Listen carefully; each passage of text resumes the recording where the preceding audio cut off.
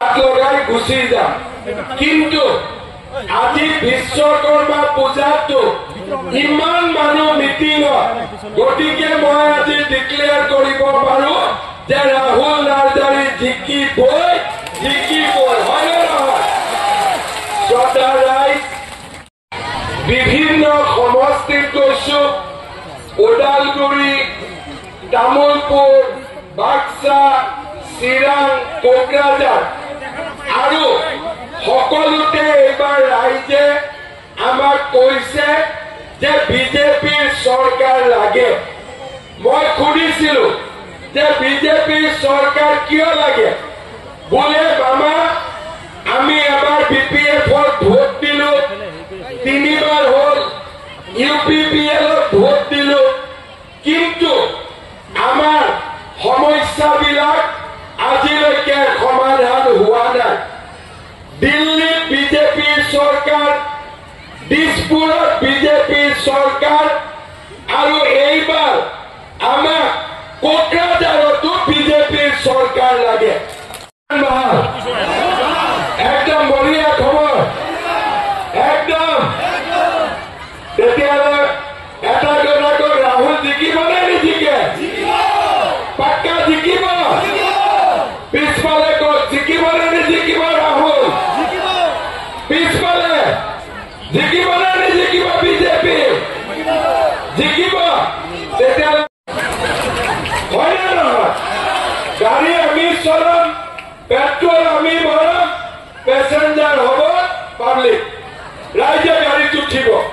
তেতিয়া আমি সকলোৱে ডেভেলপমেণ্ট দেখা পাম, সকলোৱে আমি বিকাশ দেখা পাম।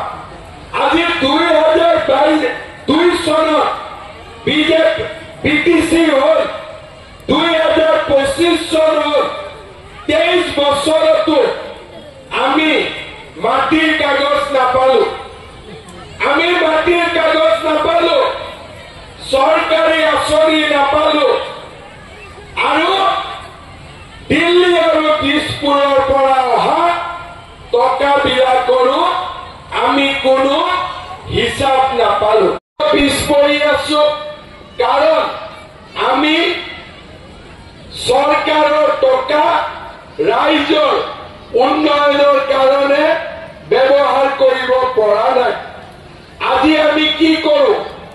দিল্লীয়ে যেতিয়া আমাক টকা দিয়ে, তাত আমি 2 টকা যোগ কৰি দিওঁ, দি পেলাই ৰাইজৰ কাম কৰো, যাতে ৰাইজে ডাবল ইঞ্জিন চৰকাৰ দেখা পায়। BTC যদি বিজেপিৰ চৰকাৰ হয়, দিল্লীৰ টকা, দিছপুৰৰ টকা, কোকৰাঝাৰৰ টকা, 3টা টকা লগ লাগি আমি ৰাইজৰ সকলো কাম মাত্ৰ 2-3 বছৰৰ ভিতৰতে আমি কৰি শেষ কৰি দিব পাৰো। কি কয়, হাওড়িয়া পেট নাম্বাৰ 2, তাতে আমাৰ মন্দিৰত বাউণ্ডাৰী ৱাল লাগে। আমাৰ হাওড়ি পেটত মন্দিৰ ডাঙৰ কৰিব লাগে। লেট প্ৰদ্যুৎ দাস আৰু লেট শংকৰ দাস, যোনে ৰায়তৰ সময়ত ঢুকাইছিলে, তেওঁলোকৰ নামত মন্দিৰৰ গেট বনাব লাগে।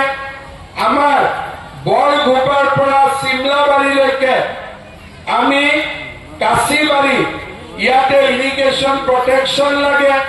খাম্পা চুপাটি টু কাছিয়াবাৰী ব্লেক টপিং ৰাস্তা লাগে।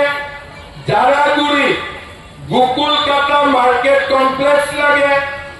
চিমলাবাৰী থাপু মেডিকেল সাব চেণ্টাৰত হস্পিটেল কৰিব লাগে। হেলিনা গেষ্ট হাউচ লাগে কাশীবাৰী, আৰু ছট পূজা ঘাট লাগে জাৰাগুৰি। লাগে নে নালাগে? লাগে। এই লিষ্টখনত এতিয়া মই চহী মাৰি থৈ যাম। যিমান কাম আছে আপোনালোকৰ 3 মাহৰ ভিতৰত মই গোটেই কাম কৰিম।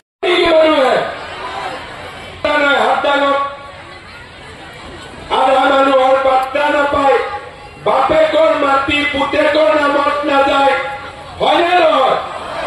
আৰু ঘৰ এটা পাবৰ কাৰণে ঘোষ দিব লাগে অৰুণোদয় পাবৰ কাৰণে ফৰ্মখনতো 500-1000 টকা দিব লাগে মহিলা উদ্যমিতাৰ টকাও নাপায় আৰু ৰেশন কাৰ্ডত চাউল কেইটা পাওঁতেও আধা ইন্দুৰ নিগনিয়ে খাই পেলায় হয়নে তেনেকে কেনেকে চলিব এতিয়া মোক কোনবাই কয় যে দাদা বিজেপিয়ে খানা খুৱাব লাগে বোলে কিয় খানা খুৱাব লাগে বোলে ভোট দিয়াৰ আগতে খানা খুৱাব লাগে তেনে মই কলো কোনে কোনে খানা খুৱাই আছে বোলে দাদা বেলেগ পাৰ্টীয়ে খানা খুৱাই আছে এই খানা খোৱাৰ টকাবোৰ ক'ৰ পৰা আহে এইবিলাক ক'ৰ টকা আহে এই যে আপোনালোকৰ পৰা ঘৰৰ নামত 10,000 টকা লয়